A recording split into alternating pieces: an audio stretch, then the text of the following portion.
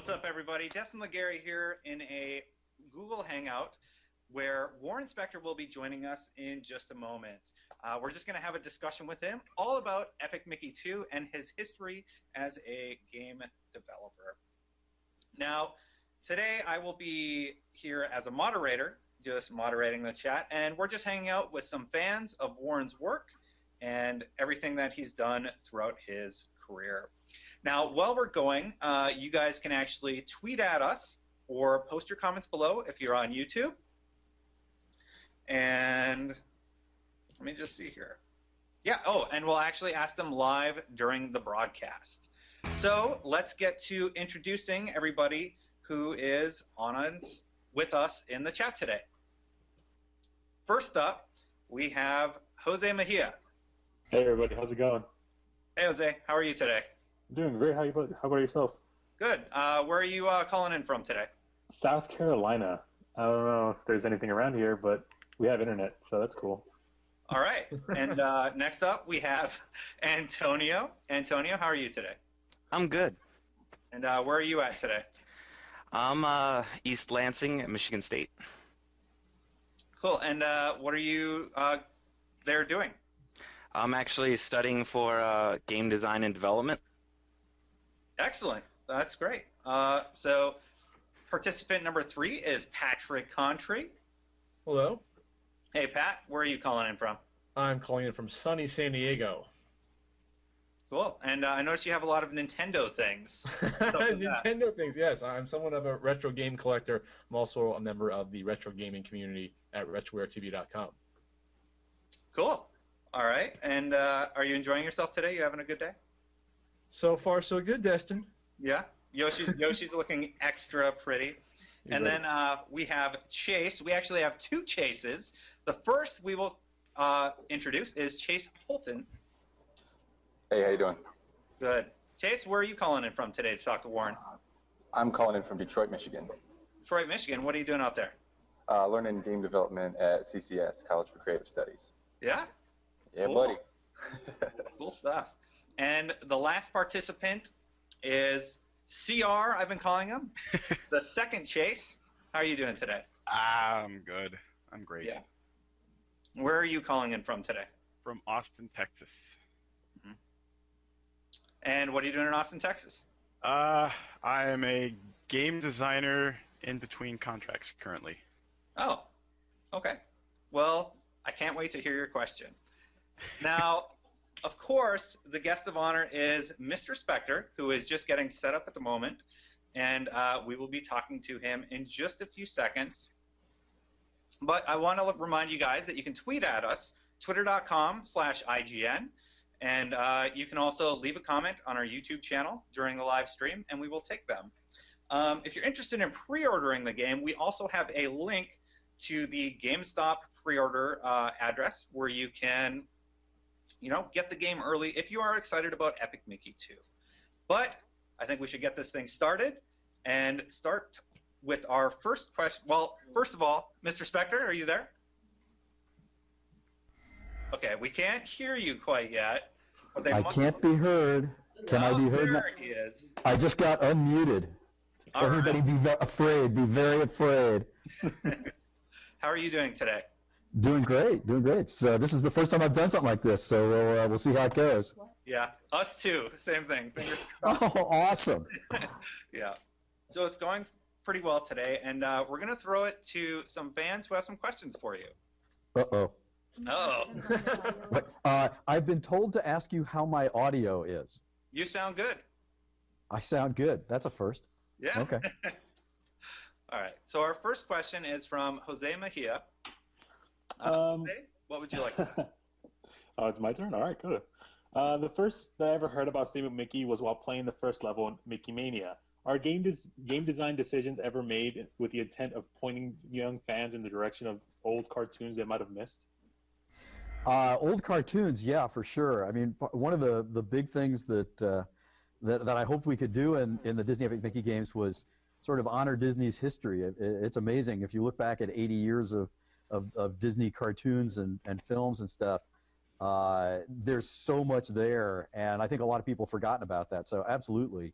In terms of games, not so much. I love a lot of the old classic Disney games, and certainly when you get to play Power of Illusion on the 3DS, you're going to see a lot of Castle of Illusion references and stuff like that. But I don't know. It's weird because I made a conscious decision not to go back and play any of the old classic Disney games again, because I didn't want to just do something because, oh, wait, they did that in that game, so we should do that in ours.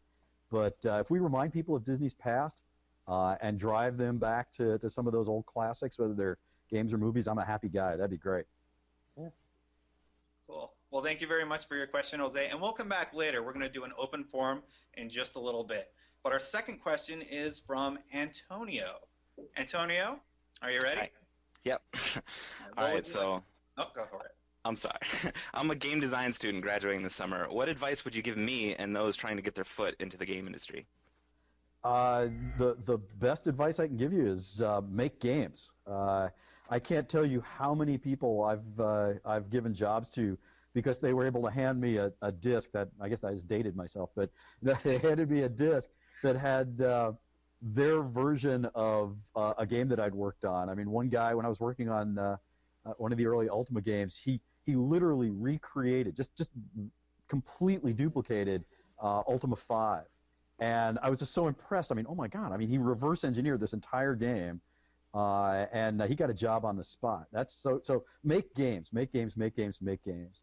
There are plenty of, engines you can get out there for free. There's all sorts of stuff you can do to show that you don't just love games, you actually know what makes them fun and what you love about them. So that's the best advice I can give you. The other thing is you're a design student, is what you said, right? Design student? Yes. Make sure. Okay, this is a do what I say, not what I did sort of thing. Okay, trust me on this. Make sure you've got some programming and you've done some art, because it used to be that one person could make a game, or a team of 12 was a big team, and now it's just not like that anymore. And so you're going to be. There's weird noises coming from all over the place on my end. Did you hear that? There's R2-D2 just walked in the room. Anyway, you're going to have to talk to programmers and artists, and they're going to have to talk to you. So make sure you understand what they do as well as you can, so you can communicate with them. You mentioned some programs before. What would you recommend to a student to try out? In terms of game engines, look, I mean, build stuff in Minecraft, build Unreal levels, grab an old Quake, Quake engine, or id engine, Neverwinter Nights, build some role-playing adventures in an old Neverwinter Nights engine, whatever, Game Salad, I don't care. Just, it's easy to say you want to make games because you love playing them. But making them is very different, and so you have to prove to yourself that you really want to do it, and the ability to finish something is huge. Don't come in with, well, I almost finished this game, or here's my write-up of a game world that I almost finished. Finish stuff. So it doesn't even matter what you use. Whatever you can afford, whatever's free, whatever's fun, whatever you're good at. Well, thank you very much, and thank you, Antonio, for the question. Now, next up, question number 3 is from Patrick Contry. Pat, how are you today? Pretty good. Mr. Spector, it's a pleasure meeting you. I'm a big fan of games like Thief and Privateer, Wing Commander. My question... That's going back a ways. It is. How did your experience at TSR help in your development and use of immersion and nonlinear gameplay in titles such as Thief, Deus Ex, and Wing Commander? That's a great question. It's funny because my sort of off the top of the head answer is I think I had to unlearn as much as I learned. When you're working in tabletop games, it's all about creativity and thinking on the fly and improvising and everything. When I left TSR and I got to Origin, I remember the first couple of weeks I was there, I was thinking, I'm going to show these guys what interactivity is all about. I've been making D&D modules and GURPS modules and Toon modules and stuff, and it took me literally about 2 weeks to realize I knew nothing. I mean, nothing. The last thing I did at TSR, I worked on the second edition AD&D Dungeon Master's Guide, and sometime between the time I left TSR to go to Origin and the time the second edition Dungeon Master's Guide came out, someone had dropped a critical combat table. I mean, it was in my draft. I put it there, okay? It was there. But when the book got published, it was gone. And you know what? The game still played. If I hadn't just said something publicly, probably no one would have noticed. Anybody who did notice probably just made up their own table. Game still worked, right? You leave out like one character in a text file in a computer game or video game, and the game crashes. You know, if you don't plan it in advance, the game doesn't work. And so you have to get past that. If you're a tabletop game guy and you get into electronic games, you have to figure out that everything is very precise, requires perfection and precision. But I'm a wordy bastard. Did I warn you guys about that? Okay. Anyway, the other thing that I did learn though, and this is critical. I mean, you know, every game I've done, I mean, literally every game I've done, all the Ultima stuff and Deus Ex and the System Shock and Thief games I worked on with the guys at Looking Glass. I mean, all that stuff has been kind of pathetically about trying to recreate the feeling I had when I played D&D the first time. You know, that playing Dungeons and Dragons, as geeky as it sounds, sort of, it convinced me that games were unlike anything else in history. I mean, we're the only medium that can make every user, every player, an author, you know, like the creator of their own experience. And so when I got to electronic games, I was kind of appalled that so few developers were trying to actually empower players, to let players tell their story.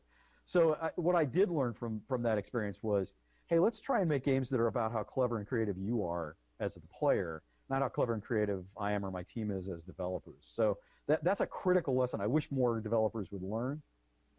But in terms of the actual nuts and bolts, the less like, you know, traditional games you can make an electronic game, the better. We don't need silly secret die rolls and, you know, character classes and all that nonsense that we needed. We can simulate stuff differently and better in electronic games than we ever could in tabletop games. So let's get rid of all those old things and try something new and different. Besides your own games, what are some properties that you feel are innovating these days? Well, I mean, there are all sorts of folks innovating now. You know, I think people are playing around with all sorts of new business models. I mean, I would never have thought of free to play, for crying out loud. You know, microtransactions and DLC. I mean, all that stuff. I mean, there are all sorts of business model experiments going on. In terms of gameplay, I think most of the innovation I see is kind of happening on the indie side of things. You know, thank God for that. You know, it's nice when guys like Chris Hecker and Notch and you know, those folks get to do just exactly what they see in their heads. You know, Unfinished Swan, I think, is just it's a thing of beauty. I mean, what Genova Chen is doing in games like Flow and Flower and Journey, I think, is amazing. You know, Braid, you know, I mean, come on, John Blow is just like, he's a certifiable genius in both the certifiable and the genius sense. Okay, I could probably get sued for slander there, couldn't I? Oh well. It's nice knowing you guys. I'll make games from prison or something.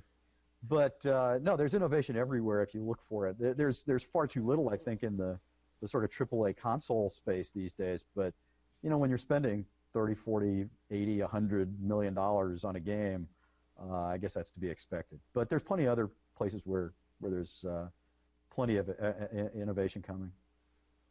Well, thank you very much. Our next question is from CR Chase. Chase, what would you like to ask Mr. Spector today? I wanted to know, what was it like changing aesthetics when you went from System Shock to Epic Mickey? Well, there were a few games in between there, so I didn't have to make quite that leap. But I'll tell you, it was a really nice change of pace. You know, it's funny. I obviously there are a lot of people who ask me, when are you going to make another game like Deus Ex? And my answer is always the same. I mean, I never stopped. Obviously tone and content are different in a game like Disney Epic Mickey, but the sort of underlying philosophy of empowering players and, you know, telling your story and all that, that's unchanged. So I don't feel like that's different. But the aesthetics, as you point out, I mean, are very different. And I just got to tell you, it was great. It is great. I mean, I've made so many games about, you know, guys who wear sunglasses at night and, dark, gritty, urban, real, or, like guys who wear fur bikinis. Well, I guess it's the girls who wear fur bikinis, but, the guys who wear, like, plate armor and swing big swords. Like, let me do something different for a while. And frankly, as gamers, go play Halo, go play Call of Duty. I'm not saying everybody should play Disney Epic Mickey every minute of every day, but a change of pace is okay. A steady diet of even a steady diet of nothing but green vegetables is going to kill you, right? So, let me have a change of pace. You guys have a change of pace. Give it a shot. See what you think, All right. Well, thank you very much for your question. And now we're going to go to the other Chase. Chase, what would you like to ask Mr. Spector today? Oh God, call me Warren, man. I don't do Mr. Spector. I haven't done that since I was in grad school. Before we started, I was like, what? Yeah. Warren. All right, Warren. Of all games that claim to present choices to gamers, which game or series do you think did it particularly well? I know you kind of touched on that earlier, so. Wow. I'm kind of tempted to say none because I don't want anybody feeling like, well, we've solved that problem. Let's move on.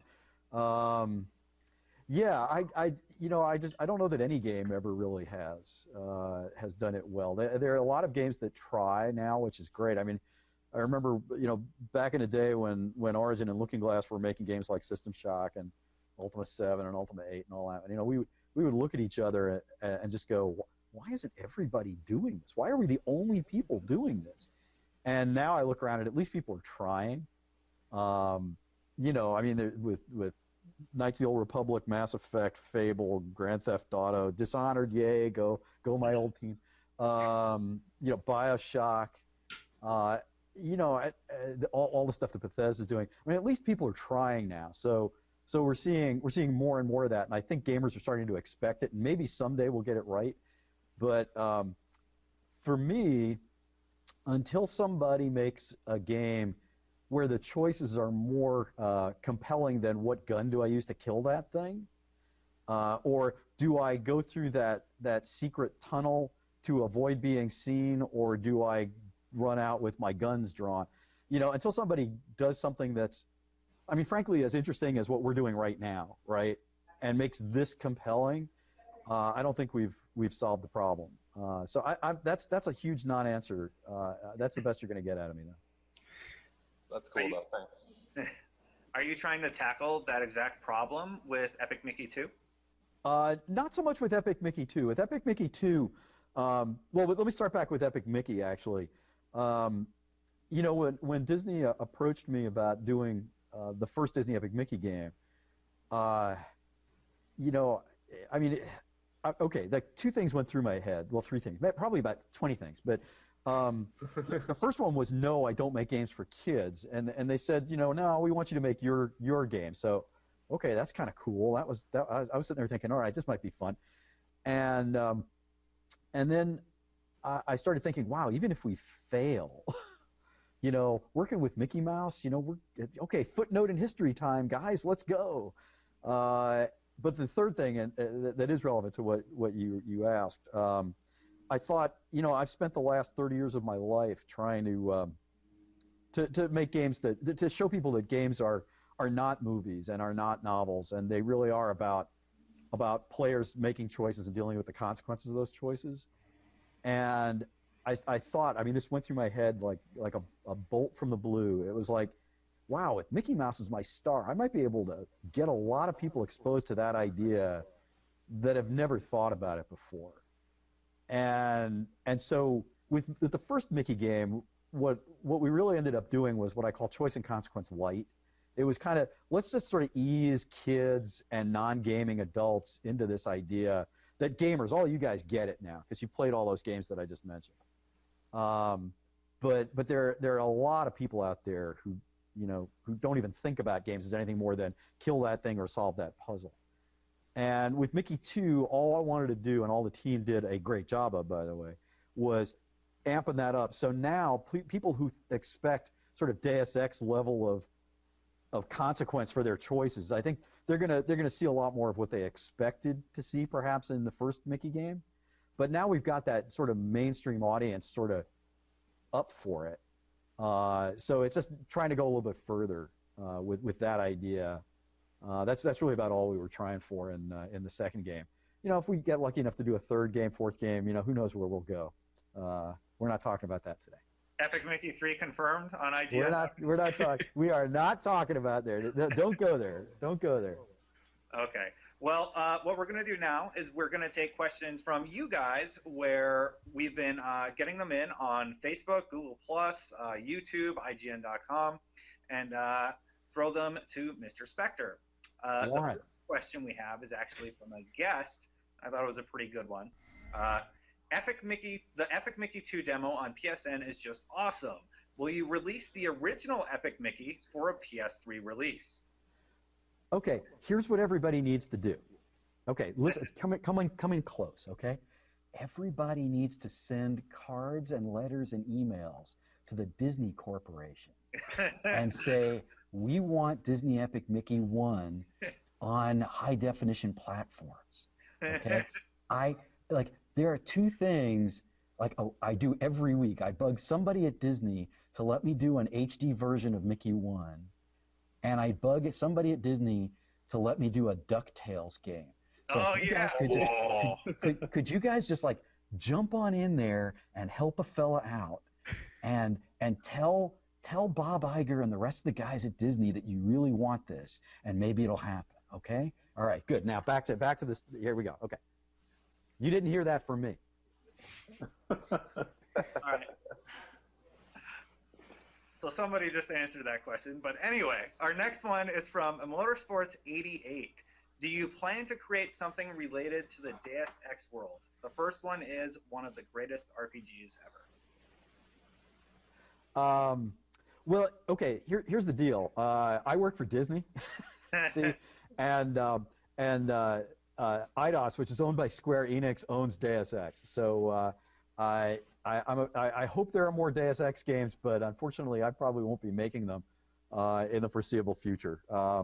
Now, having said that, one of the things I did when I talked to Disney the first time is I pitched them on a couple of things. Actually, I had some game ideas that I was playing with back then.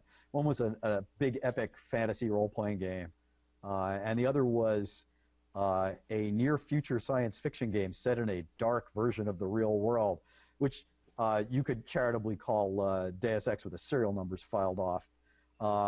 It's called Necessary Evil, and I would love to go back to that and do it, but like I said, I work for Disney now, so it doesn't seem likely anytime real soon.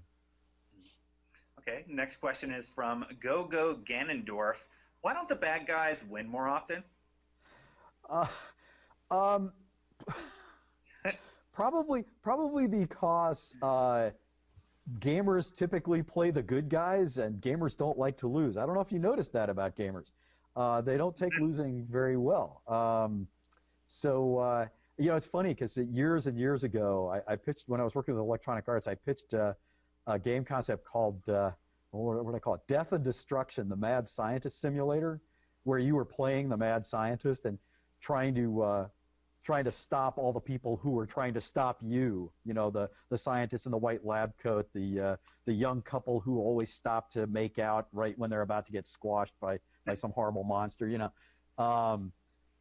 Anyway, it would have been fun. And hey, Peter Molyneux did a game where you were the dungeon keeper, right? And you got to set up a dungeon and kill all the good guys. But I think it's mostly that most people like playing the winners, and they like playing good guys. I don't know. Okay. Next maybe I should do a game where you play a villain. All right, maybe we'll do the Disney villain game next. Maybe you've been inspired by one of our questions? Maybe.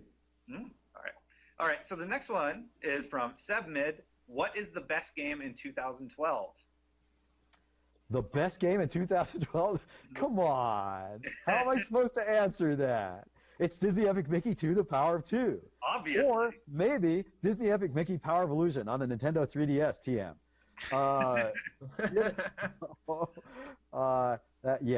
I can't answer any other way now, can I? All right.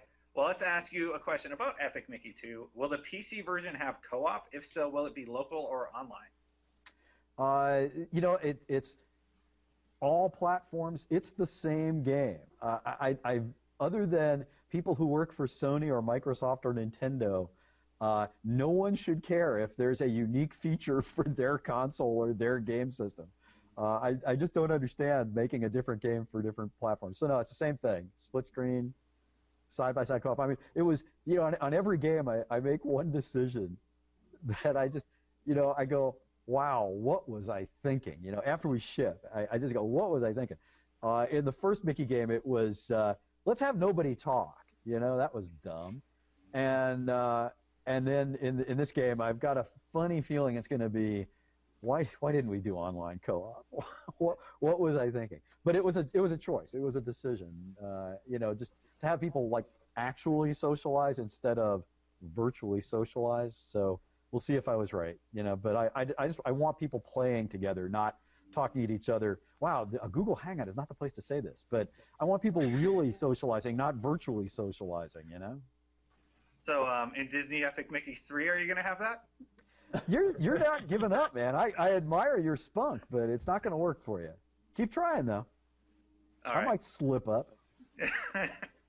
Okay. Well, let's throw it to an open forum where we can take questions from everybody again. So our Google Hangout peeps can, ask you a few more things, and we can still take questions from the internet. But do you guys want to ask them anything? I think you do, because I know a certain guy is a certain Ducktales fanatic. What? Yeah. That was Patrick. Woohoo! Well, maybe just a little bit. DuckTales one. Oh yeah, dude. So Warren, I've read that you've written DuckTales comics, so obviously you're a huge fan. If you could get your hands on the license to do another DuckTales game, what would you envision it as? Closer to what the NES 2D ones were, maybe something more closer to Epic Mickey? I don't think either of those is quite right. Not that I've thought about this at all. I probably shouldn't talk about this because I really kind of have a game in my mind already that I kind of want to do it. I think it might be a little bit more, I can't believe I'm about to say this, it might be a little more cinematic than adventure-y. All QuickTime events. What's that? All QuickTime events. Oh no, trust me, that will not be happening. And I think there's such a rich history there, a rich world created by guys like Carl Barks and Al Taliaferro and some of the other great Disney comic book writers. I think you have to sort of explore the world of not just Duckburg, but that amazing world of adventure. It has to be a far-flung adventure taking you to the craziest South American jungles and Egyptian pyramids and outer space. And I mean, it just has to be a really big, epic Indiana Jones kind of adventure thing. I think it also has to be, can you tell I'm choosing my words carefully?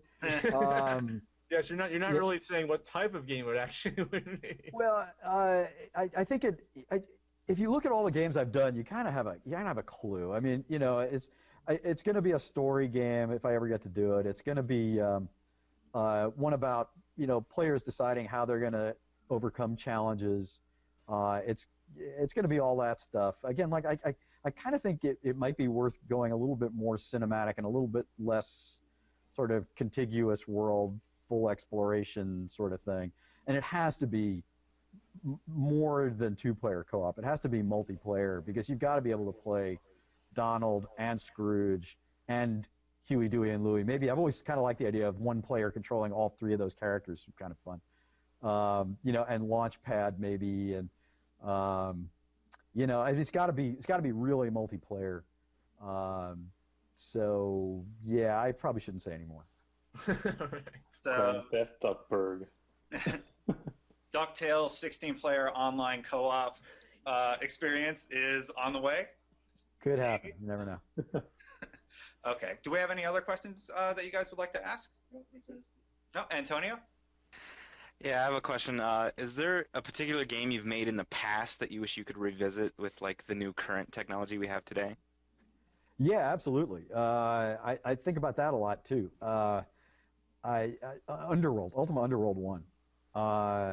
It's funny because there's there's this museum in Melbourne, Australia called the Australian Centre for the Moving Image that has an exhibit now called Game Masters.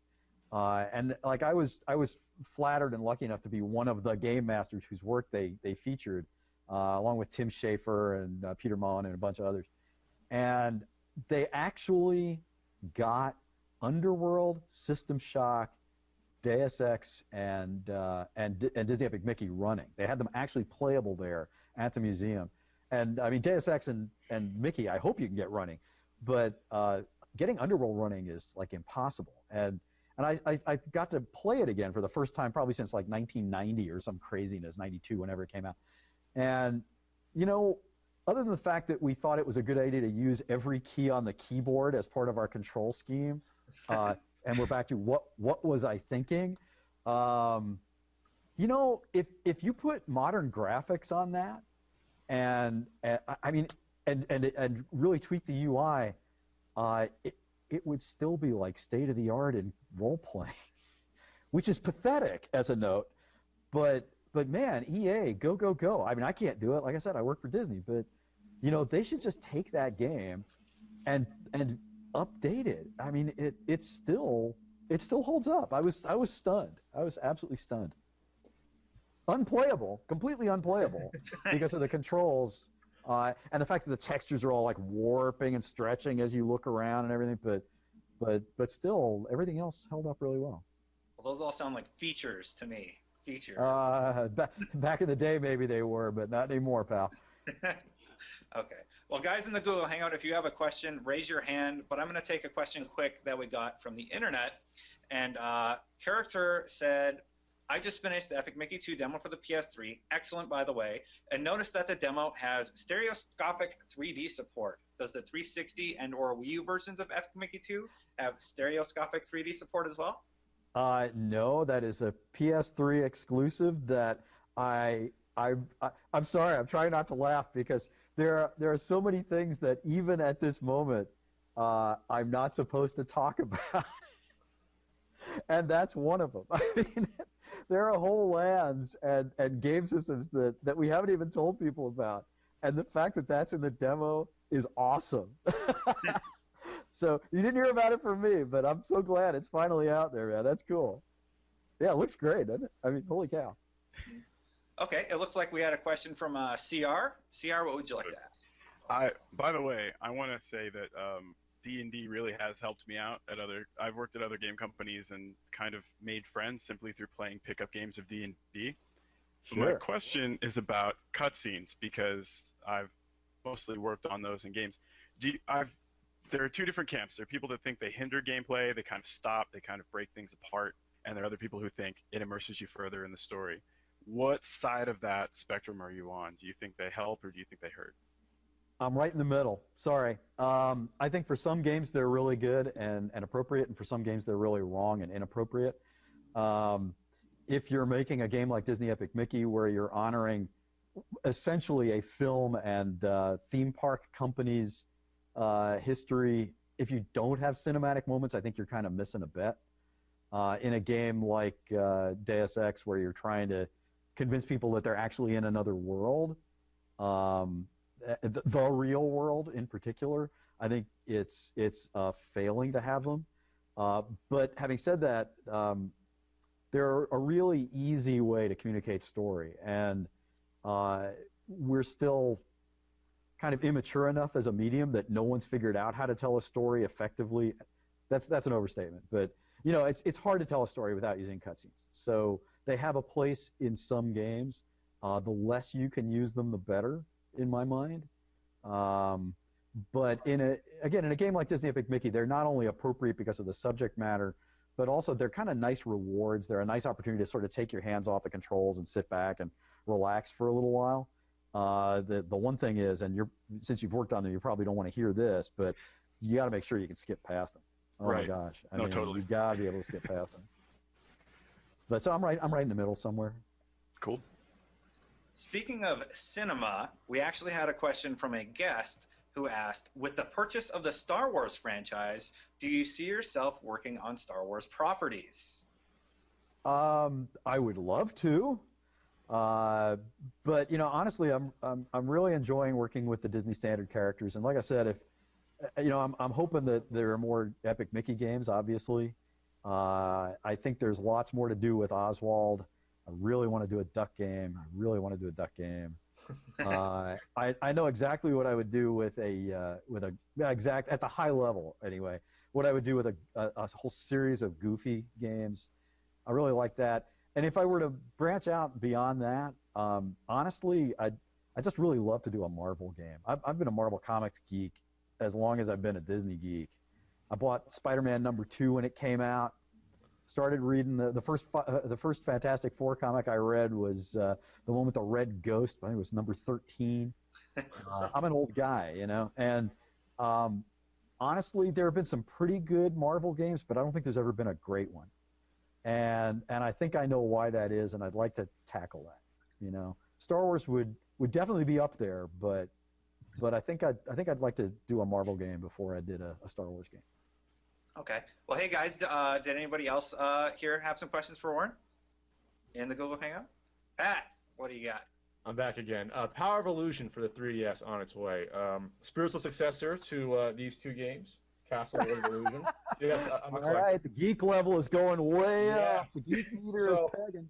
So what similarities, differences can we expect between the Genesis games and the 3DS game? And how fun was it to develop for the 3DS, being it has all these new features that obviously 20 years ago, even 5 years ago, you couldn't have worked with? Well, the differences are profound. I mean, the sort of fictional conceit of Power of Illusion is that forgotten and rejected video game stuff has started showing up in Wasteland. And I wish I could take credit for that idea, but that came right from Peter Ong, who's the creative director at Dreamrift, the studio that's actually made that game. I worked with them, and several of us worked with Peter and his team on the creative side. And as in all things, if my name is on a game, the one thing I will tell you is I had one more vote than everybody on the team combined. So if it's in the game, it's because I wanted it there, even though I don't actually do any real work anymore. I shouldn't have said that out loud. Sorry. No, I do lots of real work, Disney. Yeah. No, I mean, it's a completely different game. It just happens to include some things that will be familiar to Castle of Illusion players.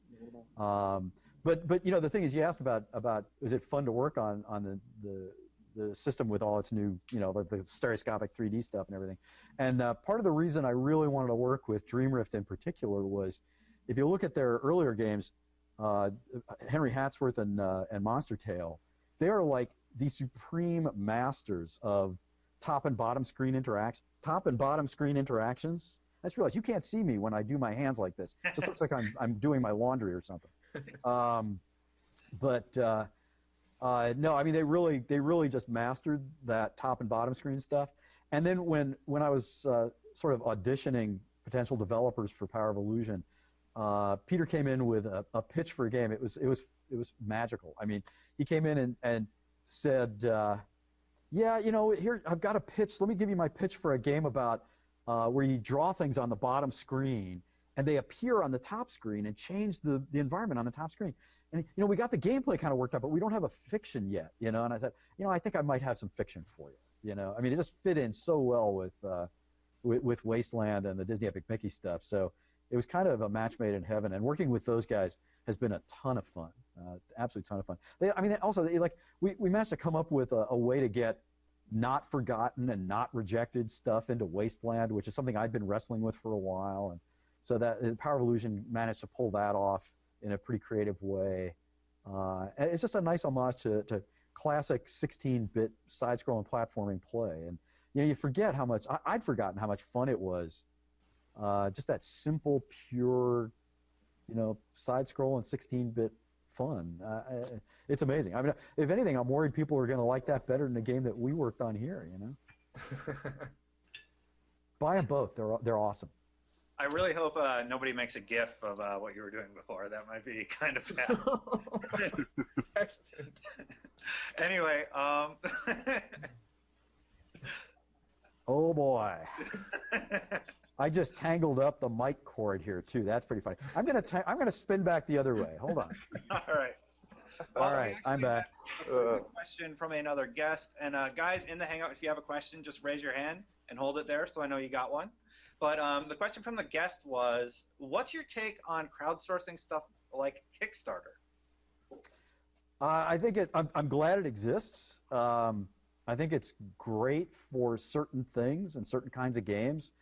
The reality is, if you look at the most successful Kickstarter game project, the amount of money raised would probably keep my studio going for a month or two, which that'll kind of tell you the limitations of it. But the cool thing about what's going on in gaming today is that everything's possible. I mean, anybody who has an idea can put their hands on the technology to make the game of their dreams.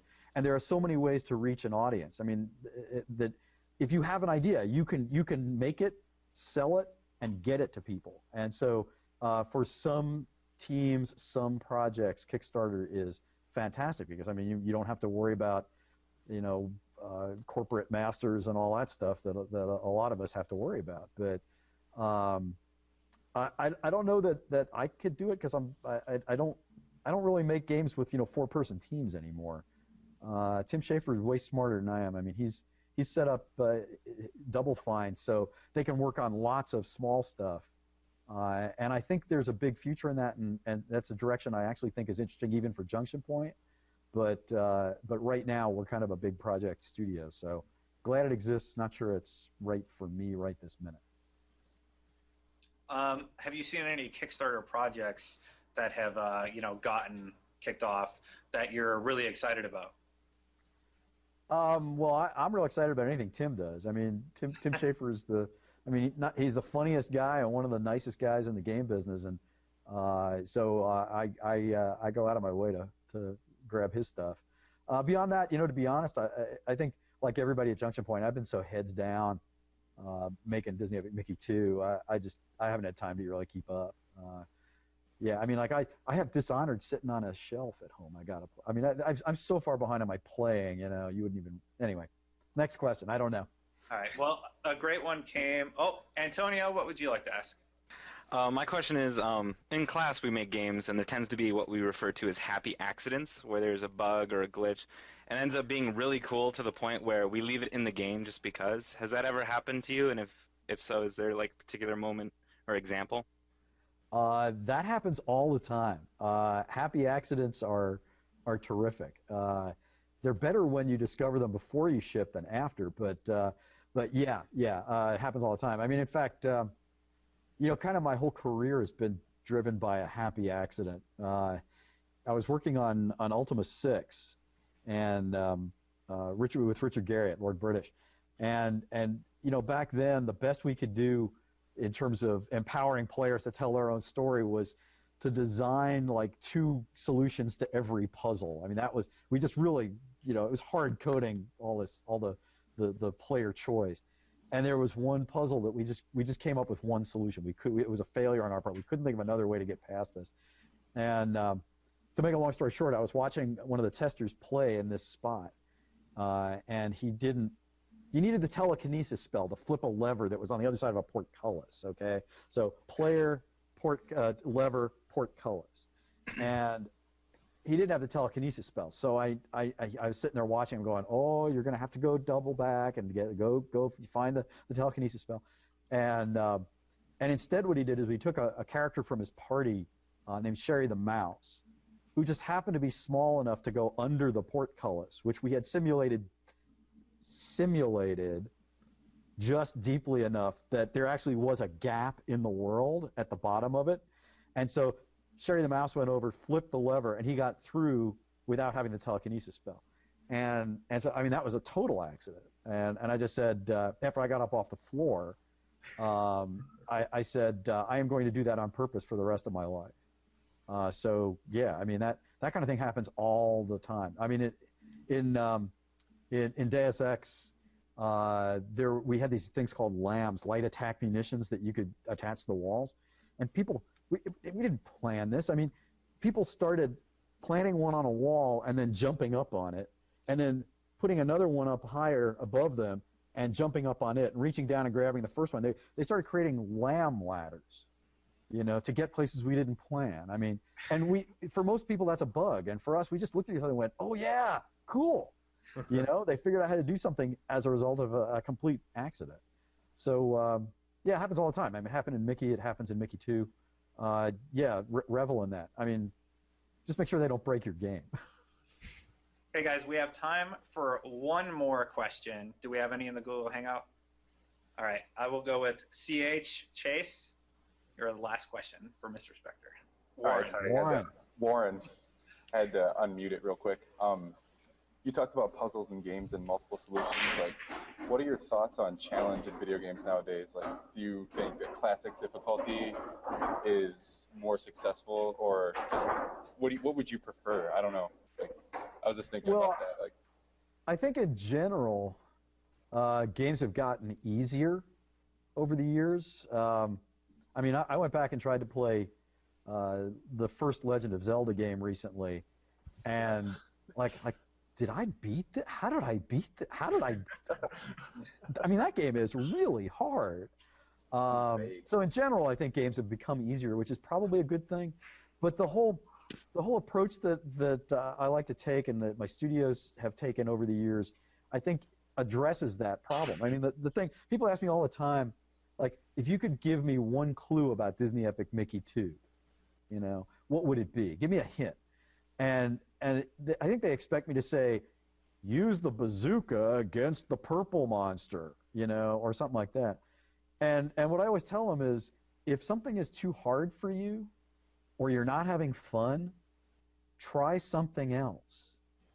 And they look at me like I'm crazy, because games have trained people so effectively not to think. It's like, there's one way to unlock that door. There's one way to beat that boss. There's one way to solve that problem. There's one way, the designer's way. And, in Disney Epic Mickey 2, The Power of Two, just as in like Deus Ex and all the other games I've worked on, if you ever find a place where there's only one way to solve a problem, I mean, there are problems you must solve. Make no mistake about it. I will tell you, solve this problem. But if there's ever only one way to solve that problem, you need to tell me, send me an email or drop me a line or call me or something, because I have to have a very serious talk with a designer who screwed up. Okay? So that if something is too hard, there should be another way for someone to solve it. That's the point of the games that I make, and I think it addresses the problem. You can make a game as hard as you want as long as there's an easier or different solution to the problem. Okay. Well, thank you guys so much for joining us, but that's all that we have time for today. I definitely want to thank everybody in the Google Hangout, Antonio, the two Chases, Jose, and Pat, and especially Mr. Warren Spector. Thank you so much for joining us today on the Google Hangout. It was an honor having you on. No, it's great. Be a mouse. Go, go, go. And of course, thank you to everybody for watching and sending us in questions on Twitter and Facebook. But that's all that we have time for today. So for next time, keep it locked on IGN, and be sure to check out Epic Mickey when it's released on November 18th. Oh boy. Don't get that one wrong, okay? Yeah. Don't mess up that one, right? That's pretty important. And thank you very much for joining us. And until next time, just be sure to keep it locked on IGN for Epic Mickey 2 and any gaming need you may have.